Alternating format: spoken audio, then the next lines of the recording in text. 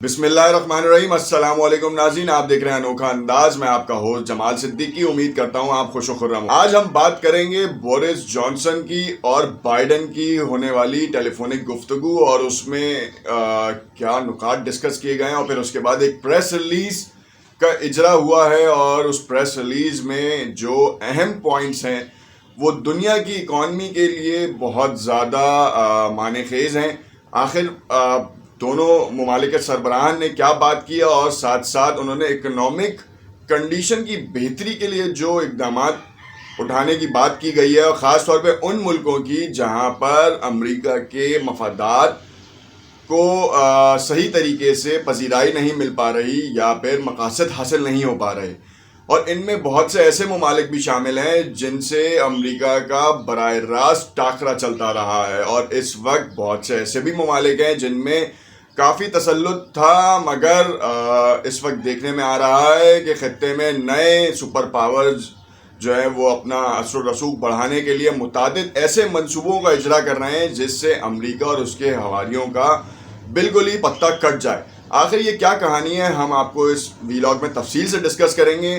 اور بتائیں گے آپ کو۔ اگر آپ نے ہمارا یوٹیوب چینل سبسکرائب نہیں کیا تو اسے ضرور سبسکرائب کر لیں، اور ہماری ویڈیو کو لائک ضرور کیجیے گا۔ سب سے پہلے آپ کو بتائیں کہ دونوں ممالک کے سربراہان کے درمیان ٹیلی فونک گفتگو ہوئی، اور اس گفتگو میں کہا گیا کہ ہم ون بیلٹ والے منصوبے پہ کام کریں گے، اور اس میں اکنامک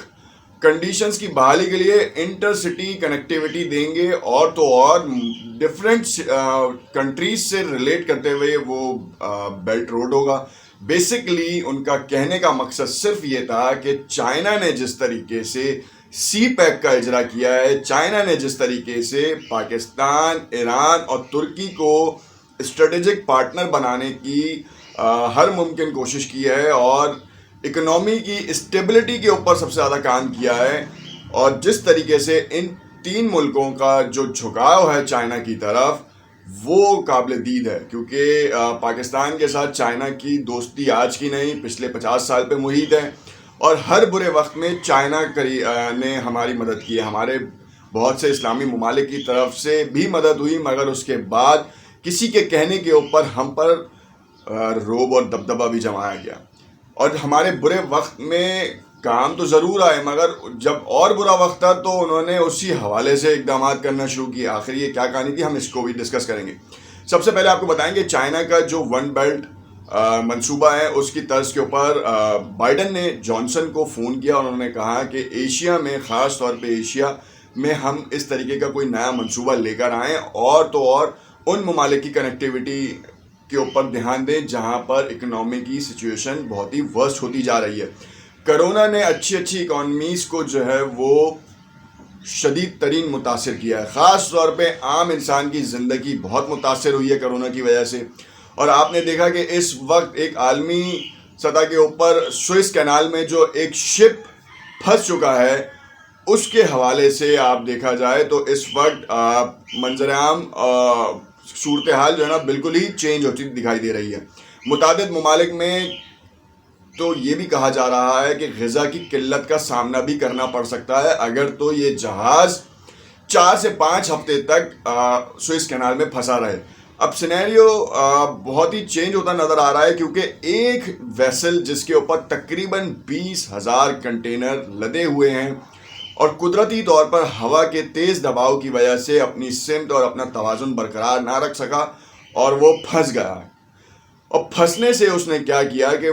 اس نے اس کینال کو بلاک کیا ہے، جو کہ ایشیا سے یورپین مارکیٹ کو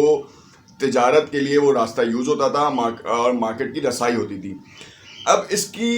جو بلاکیج ہے، اس نے 350 جہازوں کو جو ہے نا وہ کیو میں لگا دیا ہے، اور کہا یہ جا رہا ہے اس میں لائیو اسٹاک بھی ہے، اس میں ڈیری پروڈکٹس بھی ہیں، اور اس میں کنفیکشنری بھی ہے۔ متعدد جس طریقے سے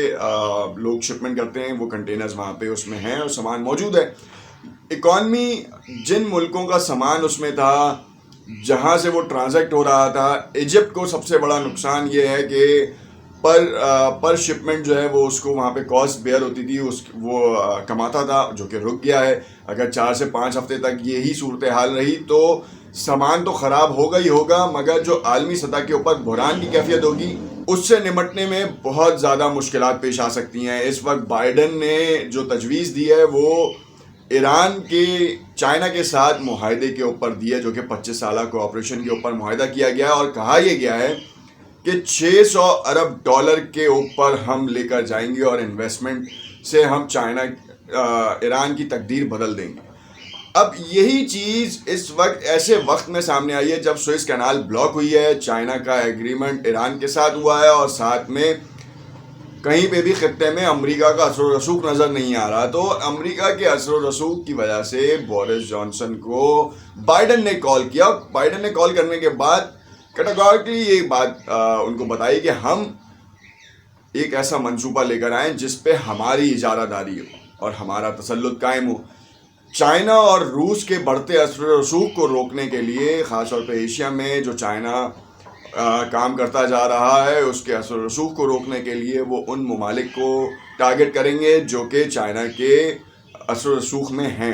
اور بائیڈن نے دیکھا کہ پاکستان کے ساتھ چائنا کی دوستی بڑی مضبوط ہے. انہوں نے ہر طرح سے ممکن کوشش کر لی کہ چائنا سے پیچھے رہے پاکستان, مگر پاکستان کے ٹھنک ٹینکس ہوں, انہوں نے اس بات کو کبھی بھی ایکسیپٹ نہیں کیا کہ پاکستان چائنا کی دوستی سے بیک فٹ پہ چلا جائے. اسی طریقے سے ایران جو کہ امریکہ کے ساتھ تنے تنا لڑ رہا ہے, اس کی پابندیوں کا سامنا کرنا پڑ رہا ہے, چائنا نے اس کی مدد کی ہے, اس کی اسٹیبلٹی کے اوپر کام کیا ہے, ڈیفینیٹلی اس نے پھر 25 سال کا منصوبہ بھی اس نے سائن کیا. اسی طریقے سے اگر آپ دیکھیں, سعودی عرب ہو گیا, متحدہ عرب امارات ہو گیا, عمان ہو گیا, یمن ہو گیا, عراق ہو گیا, سیریا ہو گیا, تو ان تمام ممالک میں بھی جو ہے وہ اس وقت آپ نے جو امریکی اثر و رسوخ دیکھا کہ وہ کیا حال کیا انہوں نے ان کی اسٹیبلٹیز کا.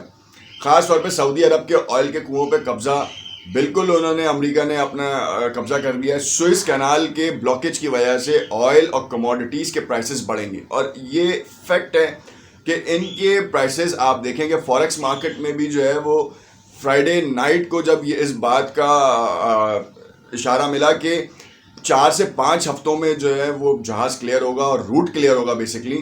تو آپ اندازہ لگا سکتے ہیں کہ آئل کی پرائسز کتنی ہائی ہو گئی ہیں. اب ایک طرف یہ بھی خیال کیا گیا کہ حوثیوں کی طرف سے یمن کی جانب سے اٹیک کیا جا سکتا ہے, اور سوڈان اور صومالیہ اور ایجپٹ کے ملیٹنٹ جو ہیں وہ قزاق جو بیسکلی ہیں وہ ان جہازوں کے اوپر قبضہ کر سکتے ہیں, اور حوثیوں کی طرف سے میزائل فائر کیا جا سکتا ہے تاکہ سوئس کینال سے جو ٹریڈ ہو وہ اس کو روکا جا سکے, اور یمن کے جو لوگ ہیں وہ اس روڈ کے اوپر اپنا اثر و رسوخ جما سکیں. حالانکہ سوئس کینال کا اور یمن کے روٹ کا بہت ڈفرینس ہے, مگر جس بیلٹ سے یہ مڑ کے جاتا ہے وہ یمن سے کے راستے سے ہی نکلتا ہے. سوئس کینال ایک کافی ڈسٹینس کے اوپر ہے, اور اس پورے بیلٹ کے اوپر جو ہے وہ اسرائیل کی سیکیورٹی نافذ ہے. اب دیکھتے ہیں کہ یہ جو ایک تضاد اور ایک ابہام کی کیفیت صورتحال اختیار کرتی نظر آ رہی ہے کہ یمن کے حوثی ان جہازوں پہ حملہ کریں گے, تو آخر یہ حوثی ہوں گے یا پھر وہ قزاق ہوں گے جن کو سپورٹ بھی حاصل ہے, جو بحری عملے کو جو ہے یرغمال بنا کر تاوان وصول کرتے ہیں اور پھر ان کو ریلیز کیا جاتا ہے. آخر یہ کیا ہے, یہ کس مافیا کی کہانی ہے, یہ بھی ہم آپ کو نیکسٹ ویڈیو میں بتائیں گے اگر ہمارے پاس لیٹسٹ اپڈیٹس اس طرح کی آتی ہیں کہ خدا نخواستہ کوئی اس طریقے کا حادثہ رونما ہوتا ہے. دیکھتے رہیے گا انوکھا انداز. میری ویڈیو کو لائک ضرور کیجیے گا اور کامنٹ میں ہمیں اپنی رائے سے ضرور آگاہ کیجیے گا. شکریہ.